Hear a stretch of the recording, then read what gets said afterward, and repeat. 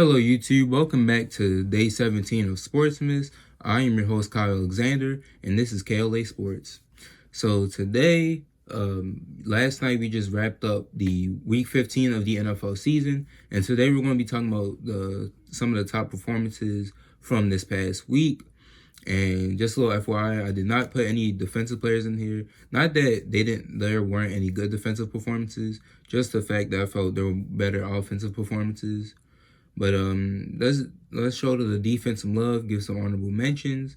Tre'Davious White, cornerback of the Buffalo Bills, had 2 interceptions and 2 pass deflections, and was played a role in the Buffalo's 17-10 win over the Steelers to clinch a playoff spot. Next up, Sean Lee of the Dallas Cowboys. He had an interception, a sack, and a couple tackles. It was like 4, or had 4, I believe. And it was a key part in shutting down the Rams offense and helped Dallas win the game. Then you got Stephon Gilmore of the of the New England Patriots. He had 2 interceptions, took one back to the house in their win against the Bengals. All right, so that is it for the honorable mentions. Let's hop right into this episode.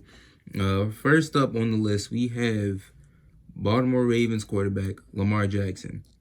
Lamar Jackson, he played Thursday night against the Jets, had 212 passing yards, had 5 passing touchdowns to 5 different receivers, had 8 carries for 86 rushing yards. He also broke Michael Vick's QB rushing record as the Ravens dismantled the Jets. Lamar had a great performance, man. Great performance. He had throwing 5 touchdowns, rushing for almost 100 yards, outdoling Sam Darnold, the quarterback taken ahead of him in the draft class. And he was amazing. He was great on the handoffs. He's great at running the ball, protecting himself. The only hit that concerned me was the one where he broke the record, the hit that he took, but he was fine. And he had a great game despite people talking about his quad injury, which really wasn't an injury. It wasn't like a serious injury. It was just like he was limited in participation at practice. But yeah, Lamar had a great game. And he's also a big part in why the Ravens extended their win streak to 10. And hopefully they take it all the way to win the Lombardi. But Lamar had a great game this week, and that's why he's on this list. Next up, we're going to head up north to Philadelphia, as the next person on this list is Philadelphia Eagles rookie running back Milo Sanders. Milo Sanders in this game against the Redskins in a must-win game had 19 carries for 121 rushing yards. He also had a rushing touchdown. And through the air, he had 6 receptions for 50 receiving yards, and also had a receiving touchdown, which was that pinpoint pass from Carson Wentz, as you can see on the screen right here. And he also broke the Eagles' rookie record for most rushing and scrimmage yards. He broke both held by Eagles legends LaShawn McCoy and Deshaun Jackson. And he etched his name in Philadelphia Eagles history. Now, Miles Sanders had a great game in the must-win game and was coming up big later in the game on the ground. And he's starting to look like a franchise back. He was second-round pick. He had Saquon Barkley to learn from in college. And he's starting to look like he's the Philadelphia Eagles franchise running back, especially the fact that Jordan Howard will be a free agent this year. That depends on if the Eagles sign him or not. But I don't know. I would be hesitant if you got Miles Sanders in here in the back and he's doing all this stuff in his first year. Just think about what he can do with more snaps in the second year. So yeah, Miles Sanders, caps off to you as you had a great game especially as a rookie, and he's definitely one of the better receiving threats considering the Eagles' receiving core is riddled with injuries and they have no one to throw to. Yeah, Miles Sanders coming up big for the Eagles here. All right, next up, we're gonna stick with the running backs, head over west a little bit as we highlight Arizona Cardinals running back Kenyon Drake. Drake had 22 carries for 137 rushing yards, and he also accumulated 4 rushing touchdowns in a breakout game that helped them win over the Cleveland Browns. It's also helped knock the Browns out of playoff contention. But Kenyon Drake had a phenomenal game. Browns just didn't have an answer for him on the ground, and he was just doing his thing. He had good vision, and he followed some of the blocks, and he had a good game. He had a great game, and since he got traded to Arizona, he's been a great piece. He's been a key piece in Arizona's offense, and I feel like, well, especially since he's a young player, and I feel like next year he'll break out, and he'll definitely become a better running back. I feel he can definitely be the Cardinals franchise back. Maybe take David Johnson's job from him, and definitely take over as that starting running back. But him and Kyler Murray in the backfield will definitely be a nice little 1-2 punch for the Cardinals. And Drake can also catch the ball too. Drake got some solid hands, so yeah, that'll be a nice 1-2 punch, especially with the Cliff Kingsbury's air raid offense.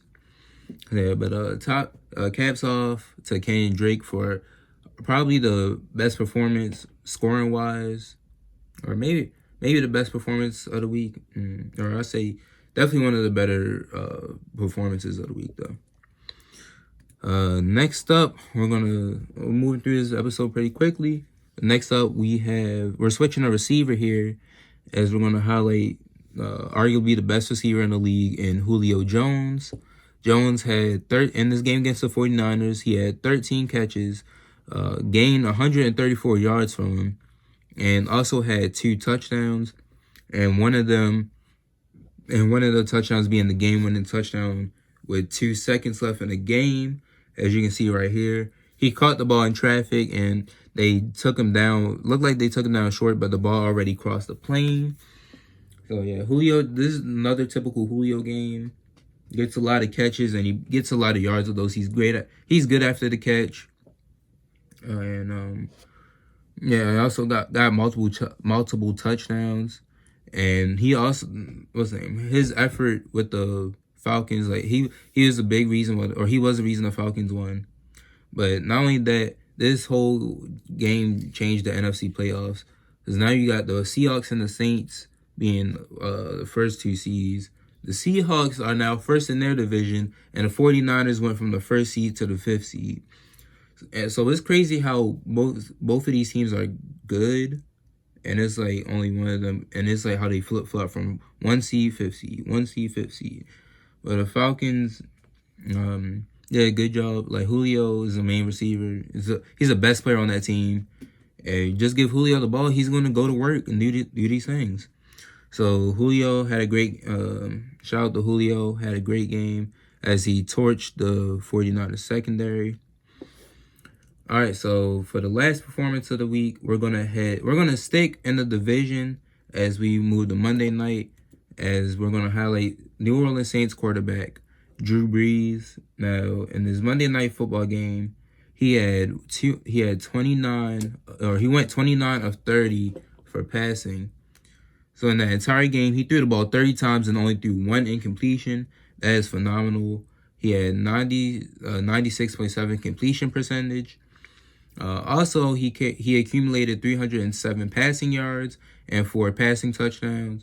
And those touchdowns helped him to break the all-time passing touchdown record previously held by Peyton Manning. Heading into the game, he was 3rd all-time behind Tom Brady and Peyton Manning. Only needed 3 touchdowns to break it, and he almost broke it He almost broke it in the first half, and with a touchdown pass he threw to Traquan Smith, but it got called back because they called holding on Traquan Smith. Then he broke it in the second half as he did a play action and threw it to the tight end. And yeah, Drew Brees this is a legendary game.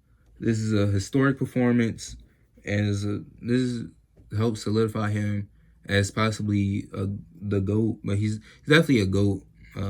This is a GOAT performance. And not only that, that's not the only record he broke. He also broke the record for best completion percentage in a game, previously held by Phillip Rivers. Drew Brees' stellar historic performance as he makes history on Monday Night Football again. He did it last year on Monday night as he became the all-time passing yard leader. Last year and this year, he became the all-time passing touchdown leader. But now we're going to see Tom Brady try and top him in these last 2 weeks. All right, so that is it for this episode. Those are the top 5 best performances of this week 15. Let me know in the comment section below other players you think got snubbed or weren't on the list that deserve to be on the list or deserve to be mentioned. Doesn't matter what position. Also, let me know in the comment section below between Tom Brady and Drew Brees, which QB will have the passing touchdown record by the time both of them retires. So that is it for this episode. Don't forget to like, comment, and subscribe. Turn on your post notifications so you get notified of when I post these videos. That is it for this episode. I'll talk to you guys next time.